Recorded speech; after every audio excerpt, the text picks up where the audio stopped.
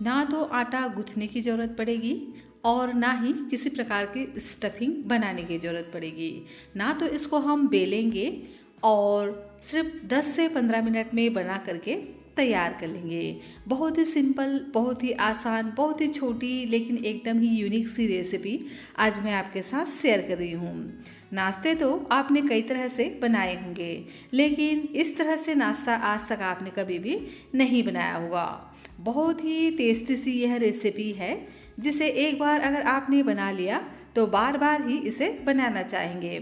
अगर अचानक घर में आए मेहमान और आपको समझ में ना आए कि क्या बनाएं, तो फटाफट से इस रेसिपी को एकदम इंस्टेंट तरीके से बनाकर तैयार कर सकते हो। मेहमान भी पूछेंगे कि ये आपने कैसे बनाया। और यह रेसिपी एकदम ही क्रिस्पी बनता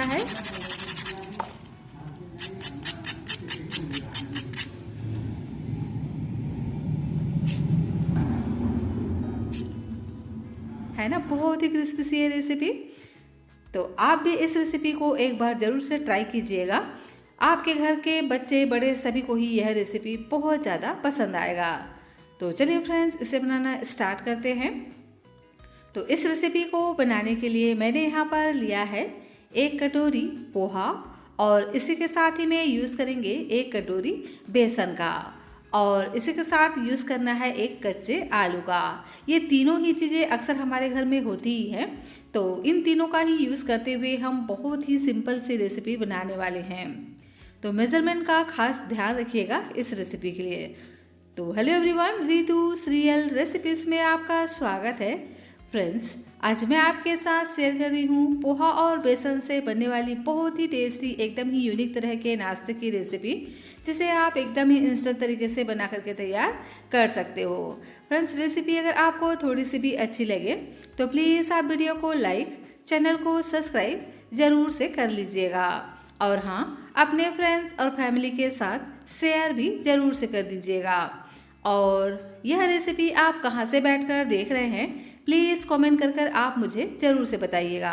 मुझे यह जानकर बहुत ज़्यादा खुशी होती है कि मेरी यह रेसिपी कहाँ कहाँ से देखी जा रही है। तो इस रेसिपी के लिए हम यूज़ करेंगे 1 मीडियम साइज़ के कच्चे आलू का। तो इस रेसिपी के लिए उबले हुए आलू की भी ज़रूरत नहीं है। तो इस तरह से इसे आप फटाफट एकदम इंस्टेंट तरीके से 10 से 15 मिनट में बना करके तैयार कर लोगे। करना क्या है, आलू को हम बढ़िया से छील लेते हैं, और छीलने के बाद इसको हम पहले एक बारी बढ़िया से धो लेंगे। उसके बाद इसे हम ग्रेट करेंगे। तो इसे ग्रेट करने के लिए इस तरह से छोटे वाले ग्रेटर का इस्तेमाल कीजिएगा, जिससे जो आलू के लच्छे हैं एकदम ही छोटा छोटा तैयार होगा। इससे नाश्ता एकदम ही जल्दी से पक करके तैयार हो जाता है और एकदम लच्छेदार नाश्ता हमारा बन करके तैयार होता है।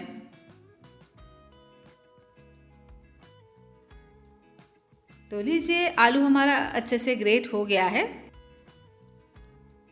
आलू में रहता है स्टार्च, जिसके कारण से ये तुरंत ही रेड होने लगते हैं, देख ही सकते हैं। तो इसे हमें 2 से 3 बारी धो लेना है। अगर हमने आलू को इसी तरह से इस्तेमाल किया तो नाश्ता बढ़िया से क्रिस्पी नहीं बन पाते हैं। तो 1 से 2 बार इसको हम बढ़िया से धो लेते हैं, और इसका सारा पानी हमें निचोड़ लेना है। बिल्कुल भी इसमें पानी नहीं होना चाहिए, इस बात का ध्यान रखिएगा। और देख सकते हैं इस तरह से लच्छेदार आलू हमारा बनकर के तैयार हो गया है। तो अभी हम इसको साइड में रखते हैं और कर लेते हैं एक दूसरी तैयारी। तो यहाँ मैंने लिया है पोहा। तो 1 कटोरी भरकर मैंने यहाँ पर लिया है पोहा।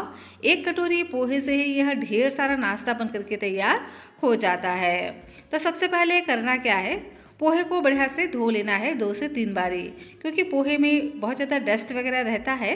तो इसीलिए इसको हमें 2 से 3 बारी बढ़िया से रगड़ रगड़ कर धो लेना है। तो मैं इसको डायरेक्ट टैप से 2 से 3 बार धो करके ले आती हूँ। तो लीजिए, पोहा को बढ़िया से मैंने धो करके साफ़ कर लिया है, और बिल्कुल भी इसमें पानी नहीं है। तो थोड़ा सा हम इसमें पानी ऐड कर देते हैं, लगभग 2 से 3 चम्मच। बहुत ज़्यादा नहीं डालना है, बस थोड़ा सा ही हम इसमें पानी ऐड कर देंगे, ताकि जो पोहा है ना अच्छे से सॉफ्ट हो जाए। जितना बढ़िया से पोहा सॉफ्ट होगा ना, उतना ही बढ़िया आपका नाश्ता बन करके तैयार होगा। तो इसको हम कवर कर कर इसी तरह से साइड में रख देते हैं 5 मिनट के लिए, ताकि पोहा बढ़िया से फूल सके। तब तक इधर हम एक दूसरी तैयारी कर लेते हैं। यहाँ मैंने एक कढ़ाई लिया है। कढ़ाई में डाल देते हैं 1 चम्मच ऑयल। ऑयल जैसे अच्छे से गर्म हो जाए तो उसके बाद यहाँ पर हम डालेंगे जीरा। जीरा को क्रिकल होने देना है। उसके बाद यहाँ पर हम डाल देंगे तिल। तो 1 चम्मच वाइट वाला तिल इस्तेमाल करेंगे, इससे ना बहुत ही बढ़िया इसमें लुक आएगा।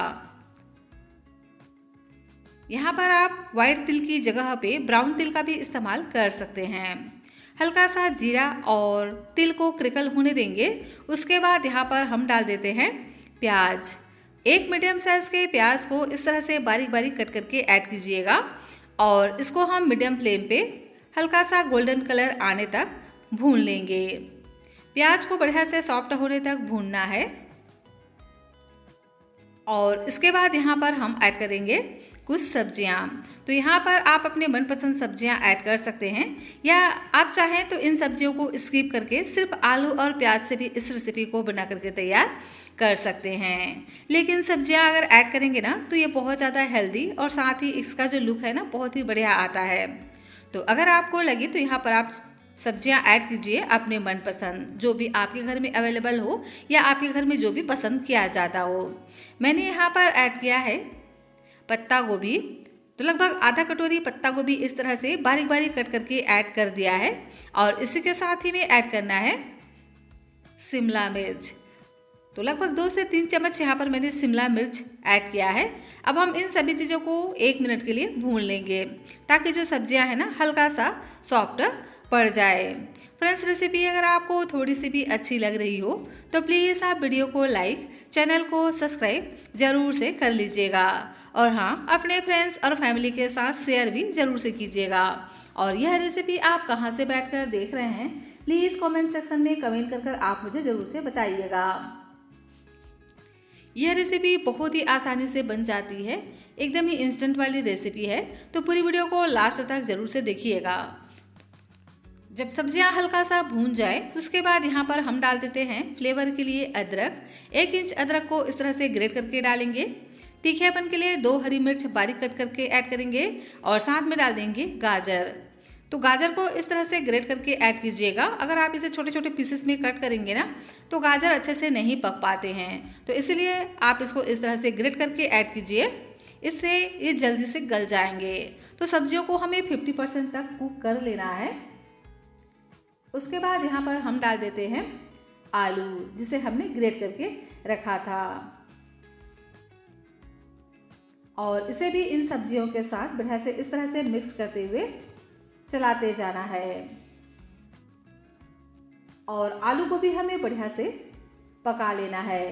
तो क्योंकि हमने आलू को एकदम ही छोटे वाले ग्रेटर से ग्रेट कर लिया है ना, तो इससे पकने में बिल्कुल भी टाइम नहीं लगेगा। लगभग 2 मिनट में ही ये अच्छे से पक करके तैयार हो जाते हैं।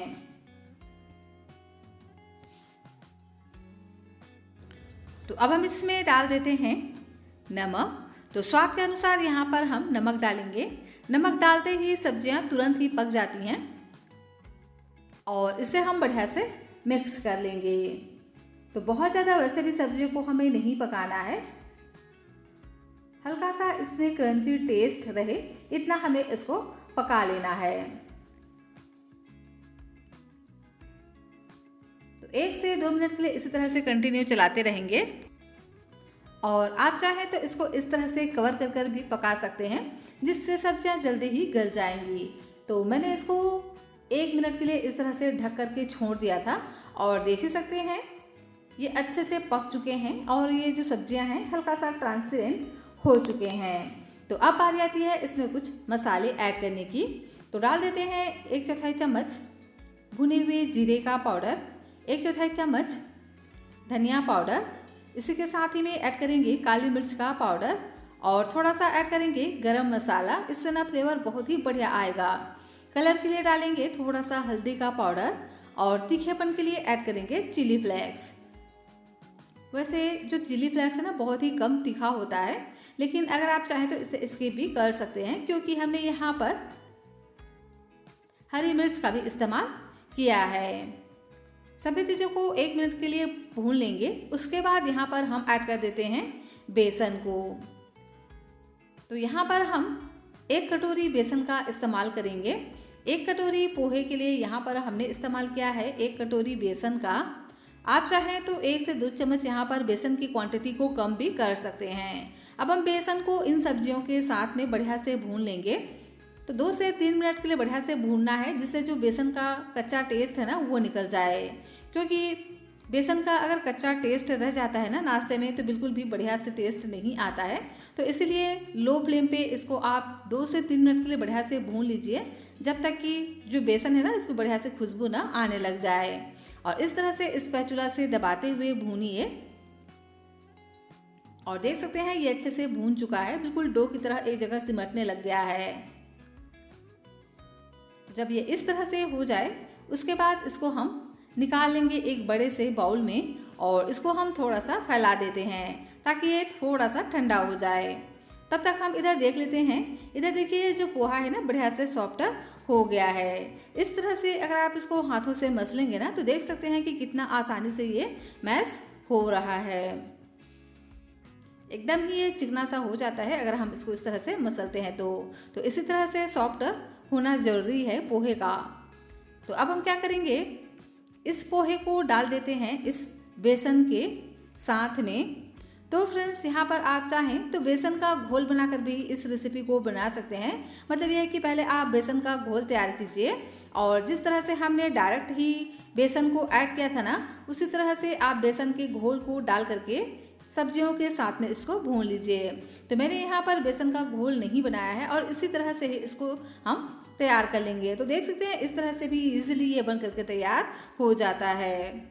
अब हम पोहे को बेसन के साथ में डाल करके अच्छे से मिक्स करेंगे। तो जिस तरह से हम नॉर्मल डो लगाते हैं उसी तरह से इसको हमें अच्छे से मसल कर तैयार करना है, एकदम चिकना सा डो को। तो पानी वगैरह बिल्कुल भी डालने की ज़रूरत नहीं है, ये इसी तरह से तैयार हो जाते हैं क्योंकि सब्जियों में भी खूब सारा पानी होता है और हमने पोहा को पहले ही अच्छे से धो लिया है। तो धोते धोते ही जो पोहा है ना अपने अंदर पानी को ऑब्जर्व कर लेता है, तो इसीलिए बिल्कुल भी इसमें पानी वगैरह डालने की ज़रूरत नहीं है। अच्छे से हम इसको इसी तरह से मसलते जाएंगे तो एकदम ये चिकना सा बन करके तैयार हो जाएगा। तो 2 से 3 मिनट के लिए इसको हमें इसी तरह से कंटिन्यू मसलना है ताकि एकदम डो की तरह एकदम सॉफ्ट हो जाए। जितना बढ़िया आप इसको मसलेंगे उतना ही बढ़िया से आपका नाश्ता तैयार होगा। अगर आपको यहाँ पर थोड़ा सा पानी की ज़रूरत लगे तो यहाँ पर पानी 1 से 2 चम्मच ऐड कर भी सकते हैं, लेकिन इस तरह से हमें इसको तैयार करना है कि ये बहुत ज़्यादा सॉफ्ट ना हो। तो इस बात का ध्यान रखिएगा। और लीजिए डो हमारा अच्छे से बन करके तैयार हो गया है। एक बार हम इसको हाथों में लेकर के अच्छे से मसल लेंगे जिससे ये अच्छे से चिकना हो जाते हैं। और हाथों को कर लेंगे एक बारी वॉश और लगा लेना है हाथों पर थोड़ा सा ऑयल ताकि ये हाथों पर बिल्कुल भी ना चिपके। अब हम इसको सेक देंगे। तो इसका एक छोटा सा पोर्शन लेंगे बिल्कुल नींबू जितना और दोनों हाथों से पहले दबाते हुए इसको आप बॉल की तरह शेप दीजिए। उसके बाद इसको दबाकर इस तरह से बड़े की शेप दीजिए। तो बहुत ही आसानी से बन करके तैयार हो जाता है। तो देख सकते हैं इसी तरह से मैंने तैयार कर लिया है दूसरा पीस भी। तो लेना है एक छोटा सा पोर्शन और पहले हाथों से इस तरह से दबाइए मुट्ठी से, देखिए इस तरह से, ताकि बिल्कुल भी किनारे से ना फटे। और इसके बाद इसको हम दोनों हाथों से दबाते हुए शेप देंगे और इस तरह से पोहा बेसन का बड़ा हमारा बन करके तैयार हो गया है। देख सकते हैं इसको ना मैंने थोड़ा सा इस तरह से मोटा रखा है, आप चाहें तो इसको थोड़ा सा पतला भी बना सकते हैं। फ्रेंड्स यहाँ पर आप इसे अपने मनपसंद किसी भी शेप में बना करके तैयार कर सकते हो, जो भी आपको पसंद हो। लेकिन सबसे बढ़िया तो यही शेप होता है जो एकदम ही इजीली बन जाता है, जिसे हर कोई बना सकता है। तो आप चाहें तो इसको इसी तरह से भी फ्राई कर सकते हैं, लेकिन अगर आपको इसको और भी ज़्यादा क्रिस्पी बनाना हो तो इसके लिए एक स्लरी तैयार कीजिएगा। तो यहाँ मैंने लिया है 2 चम्मच चावल का आटा। इसकी जगह पे आप चाहें तो गेहूं के आटे का भी इस्तेमाल कर सकते हैं। और इस चावल के आटे में डाल देते हैं 1 चम्मच वाइट वाला तिल और इसी के साथ ही में ऐड करेंगे चिली फ्लेक्स। आधा छोटा चम्मच चिली फ्लेक्स ऐड करेंगे, इससे ना लुक बहुत ही बढ़िया आएगा। और थोड़ा सा इसमें हम नमक ऐड करेंगे और अब हम इसमें डालेंगे पानी। तो थोड़ा थोड़ा पानी डालते हुए इसका एक हम गाढ़ा सा घोल तैयार करेंगे। बहुत ज़्यादा ना तो इसको हम गाढ़ा रखेंगे और ना ही बहुत ज़्यादा हम इसको पतला रखेंगे।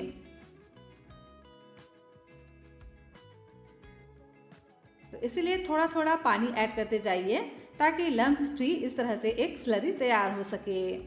और देख सकते हैं इसकी कंसिस्टेंसी इसी तरह से गाढ़ा ही हमें इसको तैयार कर लेना है। अगर आपने इसको बहुत ज़्यादा पतला कर दिया तो ये अच्छे से नहीं बन पाएंगे, अच्छे से कोट नहीं हो पाएगा। तो चलिए अब हम इसे इस स्लरी में डीप कर लेते हैं जो हमने नाश्ता तैयार किया था। तो इसके लिए पहले क्या कीजिए, जो नाश्ता आपने बना करके रखा है ना, उसको आप दोनों हाथों से एक बार फिर से दबाइए। नाश्ते को इस तरह से बीच के हथेली में रख करके अगर आप दबाएंगे ना तो किनारे से ये हल्का सा चपटा हो जाएगा और ऊपर से हल्का सा मोटा रहेगा बीच से। इससे नाश्ते का जो लुक है ना बहुत ही बढ़िया आएगा और एकदम ही क्रिस्पी सीख करके तैयार होगा। तो इस प्रोसेस को आप ज़रूर से कीजिएगा। तो चलिए अब हम इसे फ्राई कर लेते हैं। तो इसे फ्राई करने के लिए मैंने ऑयल को अच्छे से गर्म कर लिया है।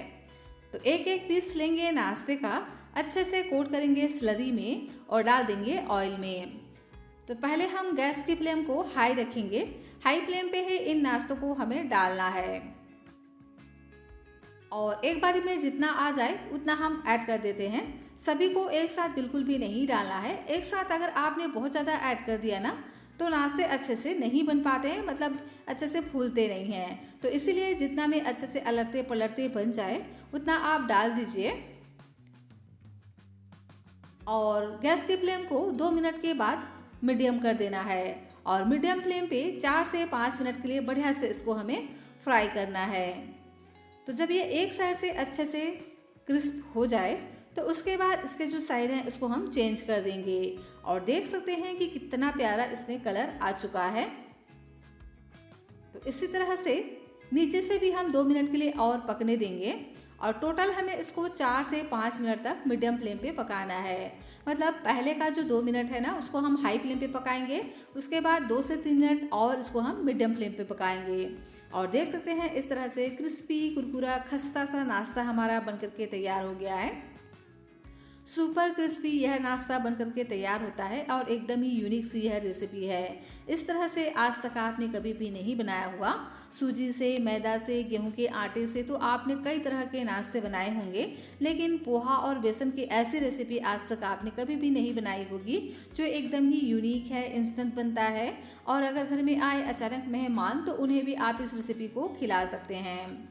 मेहमान भी आपसे पूछेंगे कि आपने कैसे बनाया। गरम गरम अगर आपने इस नाश्ते को सर्व किया ना तो ये और भी ज़्यादा क्रिस्पी, टेस्टी और मज़ेदार लगते हैं। तो ज़रूर से इस रेसिपी को ट्राई कीजिएगा। यह रेसिपी आपको बहुत ज़्यादा पसंद आने वाला है। फ्रेंड्स, रेसिपी अगर आपको थोड़ी सी भी अच्छी लग रही हो तो प्लीज़ आप वीडियो को लाइक और चैनल को सब्सक्राइब ज़रूर से कर लीजिएगा।